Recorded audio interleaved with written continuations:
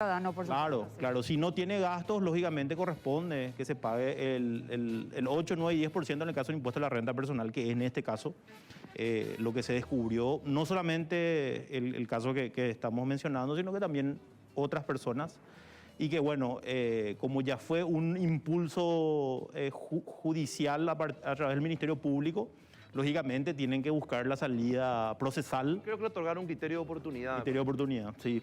Viceministro, ¿le podríamos dar un consejo a la gente común, como todos nosotros, también, digamos, que nos puede también pasar una situación así? A veces por ignorancia, a veces por mala fe, a veces por mal asesoramiento. En realidad Bueno, ¿cuál estamos sería el expuestos. consejo a la Estamos gente? expuestos todos.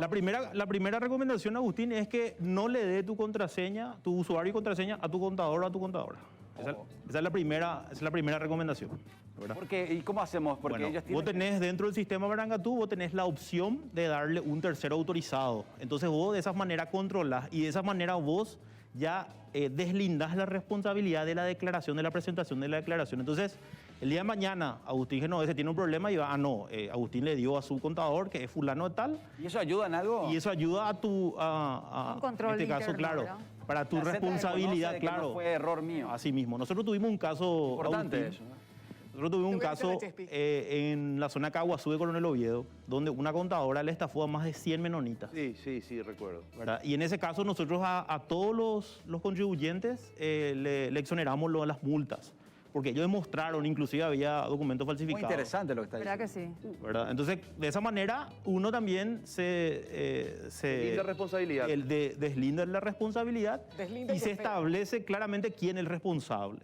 Nosotros, ¿qué le recomendamos normalmente a la gente? Que haga su denuncia, ¿verdad? Por ejemplo, si tenía un contador o contadora, que le denuncie para que él también se pueda haber beneficiado, ¿verdad? En este caso, como ya subsanó todo, inclusive ellos solucionaron antes de que inicie la investigación tributaria. ¿Por qué? Porque ya se encontró en el Ministerio Público, ya impulsó, porque se encontró lo que es facturas falsas. Ahora, en este caso, Oscar, esta práctica, que no es nueva, creo que ya tiene Sí. una buena cantidad de años. Quizá el control es mucho más riguroso hoy, pero es una práctica ya... Y el sistema es mucho más Antigua. claro, Está cada vez más afinado. está Por mucho eso. más Sí, hace rato afinado. ya venimos. Ahora, antes era válido y ahora no, o nunca fue válido y no se controlaba, o sigue siendo válido mientras la factura sea legal. El tema es que hay muchas, justamente eso estaba explicando antes que llegue. No, viste que... No, pero yo... bueno, es importante, estoy queriendo saber. Ellos crearon 50 empresas fantasmas, 50 el estudio contable. Entonces, ¿qué pasaba? Que le decía, bueno, necesita factura, le daban la factura. Una Pero, factura legal. Claro, a los efectos... ¿Era un solo estudio contable o eran varios contadores que No. recurrían también a eso? Era un solo estudio contable Ministro, que él le entregaba. Sí, Lorena. sí, pero digamos, en comunión con una imprenta, obviamente. Con 3 imprentas. Con 3 imprentas, sí.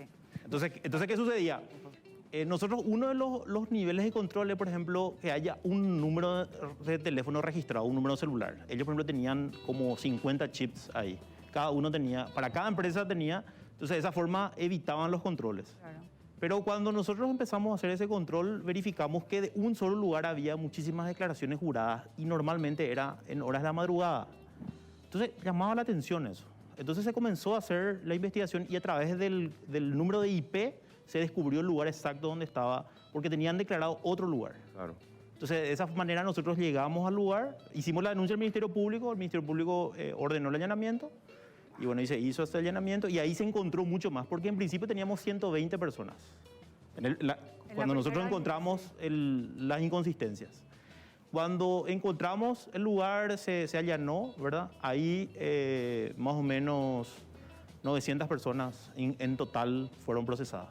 Estábamos Ahora, nosotros nomás. la consulta es la siguiente, viceministro. ¿Cómo sabe el contribuyente que él no puede tener una de esas facturas consigo? No puede recibir una de esas facturas. Y por eso decía lo que le decía Agustín, ¿verdad? Que le dé un tercero autorizado la contraseña, el usuario de contraseña,